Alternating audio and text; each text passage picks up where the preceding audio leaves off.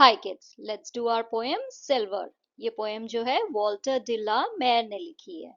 Now ये जो poem है इसमें कवि ने जो है चांद को पर्सोनिफाई किया है। चांद को जो है उसने एक लड़की की खूबी दे दी है और उसने कहा है कि चांद जो है एक लड़की की तरह जो है आसमान में आता है और हर चीज को रात में चमका देता है। तो दिन में हर चीज जो है वो बहुत ही डल लगती है, बोरिंग लगती है, बट रात में जब चांद निकलता है तो चांद की रोशनी में हर चीज जो है वो जगमगा के जो है सिल्वर की तरह लगने लगती है।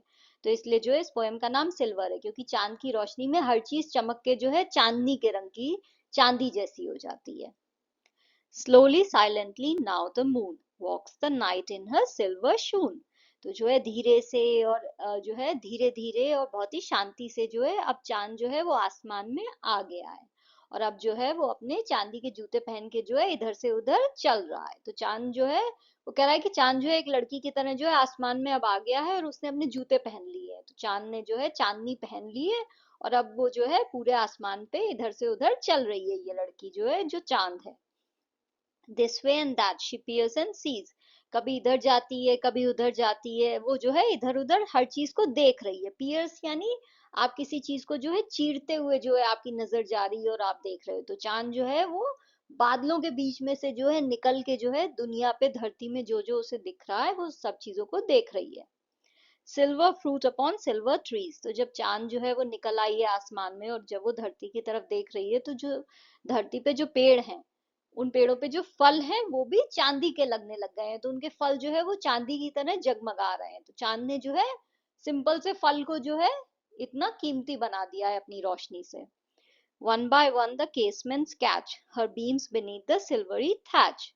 तो केसमेंट्स क्या होते हैं? जो घर पे जो आपकी खिड़कियां हैं, तो वो खिड़कियों की जो चौखट होती है वो जो है उसे कहते हैं केसमेंट्स। तो कवि कह रहा है धीरे धीरे जब चांद जो है वो ऊपर आता जा रहा है, जितनी ऊपर चांद आती जा रही है उतनी जो है उसकी रोशनी जो है वो चमकती जा रही है। तो उसकी रोशनी में जो है अब जो घर की जो खिड़कियां हैं वो भी चमकने लग गई हैं। तो जो सिंपल सी मेटल की जो खिड़कियां हैं आपके घर में लगी हुई, वो भी चांद की रोशनी में चांदी जैसी लग रही हैं। her beams beneath the silvery thatch। और उसकी चांद की जो रोशनी है वो चांदनी जो है वो, जो आपका जो घर, जो झाड़ फूस की जिसकी छत है, वो घर भी चमकने लग गया है। तो चांद की रोशनी इतनी सुंदर है, इतनी अच्छी है कि उसमें जो है सिंपल से झाड़ फूस के बनी हुई जो झोपड़ी होती है उसकी छत भी जो है वो चमकने लग गई है। Couched in his kennel like a log with paws of silver sleeps the dog। और बाहर जो है वो कैनल क्या होता है? जहाँ पे कुत्ता रहता है, तो जो कुत्ते का घर होता है। तो जो है किसी घर के बाहर जो है कोई कैनल होगा जिसमें कोई कुत्ता जो है वो सो रहा है। और कवि कह रहा है कि वो कुत्ता ऐसे सो रहा है जैसे कोई लकड़ी पड़ी हुई हो। तो आपने देखा है ना, जब लकड़ी पड़ी होती है तो लकड़ी नॉन लिविंग थिंग है, तो उसमें कोई मूवमेंट नहीं है। तो वो कह रहा है कि ये कुत्ता भी ऐसे सो रहा है जैसे कि कोई लकड़ी पड़ी हुई हो, तो लॉक की तरह वो जो है सो रहा है। और उसके जो पैर हैं, जो कुत्ते के जो पैर हैं, वो चांदी की तरह चमकने लग गए हैं, क्योंकि चांदनी अब उसके पैरों पे पड़ रही है। From their shadowy coat the white breasts peep, of doves in silver feathers sleep। तो अब वो कह रहा है कि अब चांद की रोशनी कहाँ पे आ गई है? चिड़ियों के घर पे। तो चिड़ियां जहाँ पे रहती हैं, जहाँ जहाँ उन्होंने अपने घर बना रखे हैं, वहां पे जो है जो डव जो चिड़िया होती है, जो सफेद रंग की होती है, वो जो है उसके ऊपर चांद की रोशनी पड़ी है और उसके जो पर हैं वो भी चांदी की तरह चमकने लग गए हैं। तो वो पक्षी जो है वो सो रहे हैं अपने अपने घरों में, बट उनके पर जो है वो चांद की रोशनी में चांदनी की तरह चमक रहे हैं। A harvest mouse goes scampering by with silver claws and silver eye। फिर चांद की रोशनी कहाँ पे जा रही है? वो एक खेत पे जा रही है जहाँ पे जो है अभी जो है हार्वेस्ट होने वाली है, यानी वहां पे फसल काटने वाले हैं। तो वहां पे क्या हो रहा है? वहां पे एक चूहा जो है वो इधर उधर दौड़ रहा है, क्योंकि वहां पे फसल है ना खेत में। तो वो फसल में जो है गेहूं खाने या चावल खाने गया होगा। तो वो चूहा इधर उधर जो है उस खेत में दौड़ रहा है और जैसे ही चांद की जो रोशनी है उसके ऊपर पड़ती है, तो जो वो चूहे के जो क्लॉज हैं, जो उसके पंजे हैं, वो भी चांदी की तरह लगने लग गए। उसकी जो आंखें हैं वो भी चांदी की तरह लगने लग गई। तो वो कह रहा है कि चांद जिस भी चीज पे पड़ रहा है, वो भले ही खिड़की हो, भले ही चिड़िया हो, भले ही कुत्ते के पैर हो या फिर चूहे के पंजे हो, हर चीज जो है वो खूबसूरत लगने लग जाती है जब चांद की रोशनी इन चीजों पे पड़ती है। And moveless fish in the water gleam bye silver reads in a silver stream.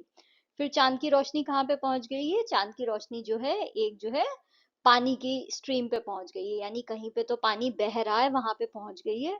और वहां पे जो है सिल्वर रीड्स क्या होते हैं, जो पानी के पास जो पेड़ होते हैं ना, झाड़ें जो होती हैं जो पानी के पास उग रही होती हैं, जो लंबी लंबी सी होती हैं, तो वो जो है वहां पे वो भी चांदी की तरह चमक रही हैं।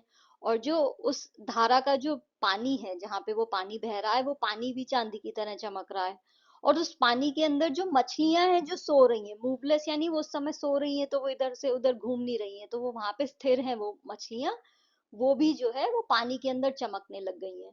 तो पानी के ऊपर जब चांद की रोशनी पड़ी तो सब कुछ जो है चांदी जैसा हो गया। पानी के पास जो पेड़ पौधे थे वो, पानी का जो रंग था वो भी चांदी जैसा, और पानी के अंदर जो मछलियां थी वो भी चांदी जैसी हो गई हैं। तो ये कविता में जो है कवि सिर्फ और सिर्फ आपको ये बताना चाह रहा है कि रात में जो है चीजें कितनी खूबसूरत हो जाती हैं चांद की रोशनी में, क्योंकि चांद जो है अपनी रोशनी से हर चीज को चांदी जैसा बना देता है। Now let's do appreciation of the poem. The poem Silver by Walter de la Mare is a beautiful and lyrical description of the moonlight and its effects on various objects and creatures in the night. तो ये कविता जो है ये बहुत ही खूबसूरत है और lyrical है, यानी ये गाने जैसी है ऑलमोस्ट। और ये जो है आपको ये दिखा रही है कि रात में जो है हर चीज कितनी खूबसूरत लगती है। The poem is a sonnet which with 14 lines in a rhyme scheme of A A B B C C D D E E F F G G.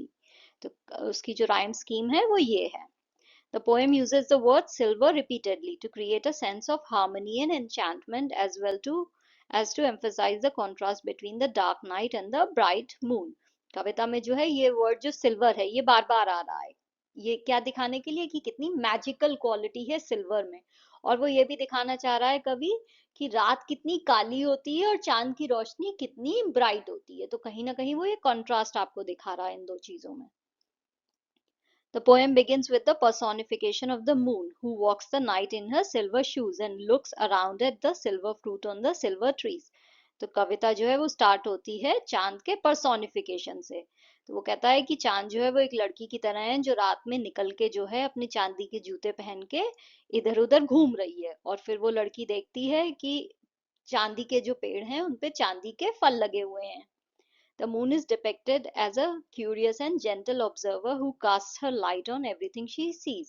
तो मून को कैसा दिखाया गया है, चांद को क्वालिटी दी गई है कि वो बहुत ही क्यूरियस है और वो हर चीज को देखना चाहता है और हर चीज को बहुत ही ध्यान से देख भी रहा है। तो हर चीज पे जो है वो अपनी लाइट डाल के चांद जो है वो हर चीज को बहुत अच्छे से देख रही है। The second stanza describes how the moonlight illuminates the windows, the roof, and the dog sleeping in his kennel. जो दूसरा स्टैंजा है वो ये दिखा रहा है कि जब चांद की रोशनी पड़ती है खिड़कियों पे, छत पे और कुत्ते पे, तो सब चीजें कैसे चमक जाती हैं। The dog is compared to a log, suggesting that he is unaware and unmoved by the moon's presence. कुत्ते का कंपैरिजन जो है वो लकड़ी के लॉक से हुआ है। तो उससे क्या दिखाया जा रहा है, उससे ये दिखाया जा रहा है कि वो जो कुत्ता है उसे नहीं पता है कि चांद निकल आया है और उसे कोई फर्क भी नहीं पड़ रहा है इस चीज से।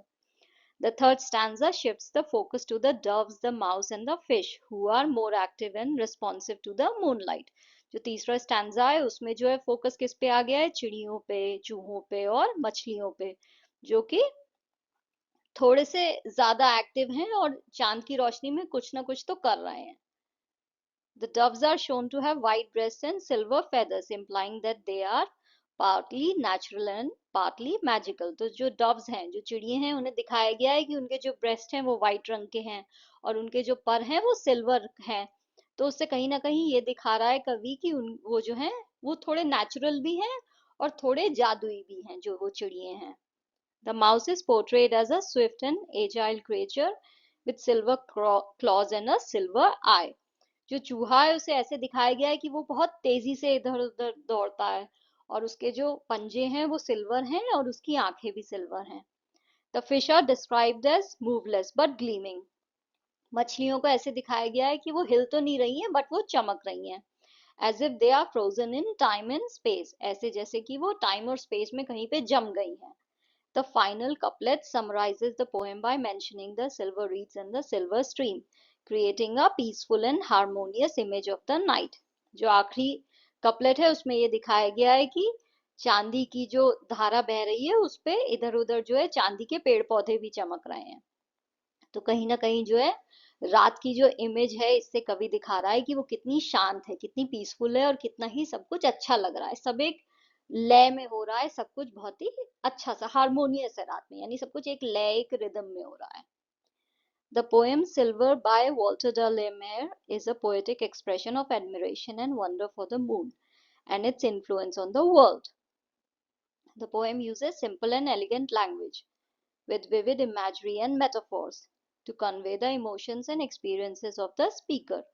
The poem also explores the themes of nature, beauty, and mystery and invites the reader to appreciate the magic and charm of the moonlit night. Thank you for watching. If you liked the video, please like, share, and subscribe the channel. Thank you.